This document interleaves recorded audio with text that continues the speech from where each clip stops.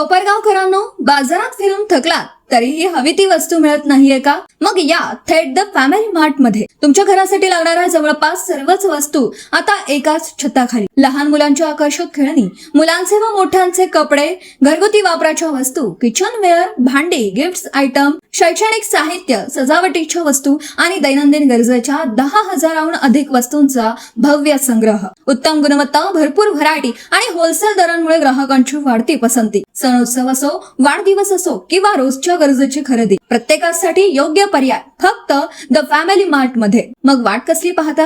आजच भेट द्या the family mart, Yeola road, Sheetal hotel शेजारी, कोपरगाव. द फॅमिली मार्ट, संपूर्ण कुटुंबाच्या आनंदी खरेदीचे विश्वासू ठिकाण. कोपरगाव शहरातील येवला रोड परिसरात असलेल्या साखर स्टील दुकानासमोर आज सकाळी झालेल्या भीषण अपघातात एका महिलेचा दुर्दैवी मृत्यू झाला असून या प्रकरणी कोपरगाव शहर पोलिसांनी वाहन चालकाला ताब्यात घेतले आहे. पोलिसांनी दिलेल्या माहितीनुसार फिर्यादी अशोक भीमाजी बागुल, वय वर्षे 49, राहणार गोदावरी वसाहत, साकोरी, तालुका राहाता, जिल्हा अहिल्यानगर यांनी दिलेल्या फिर्यादीवरून हा गुन्हा दाखल करण्यात आला आहे. दिनांक 6 जून 2026 रोजी सकाळी सुमारे 7:50 सुमारास येवला रोड परिसरातील साखर स्टील दुकानासमोर हा अपघात घडला. आरोपी भूपेंद्र मोतीराम कुमार, राहणार राधुपुरा, अहिरपुरा, इरगात, आग्रा, उत्तर प्रदेश याने महिंद्रा कंपनीच्या पांढऱ्या रंगाच्या मालवाहू चेसिस वाहनाचा निष्काळजीपणे व भरधाव वेगाने वापर करून दुचाकीला जोरदार धडक दिली. या अपघातात अंबिकानगर कोपरगाव येथील रहिवासी शोभा दिलीप साळवे, वय वर्ष 48 यांचा मृत्यू झाला आहे. तर फिर्यादी अशोक बागुल हे जखमी झाले असून त्यांच्यावर उपचार सुरू आहेत. विशेष म्हणजे ही संपूर्ण घटना परिसरातील सीसीटीव्ही कॅमेऱ्यात कैद झाली आहे. अपघाताची धक्कादायक दृश्य समोर आली असून भरधाव व निष्काळजीपणे वाहन चालकांमुळे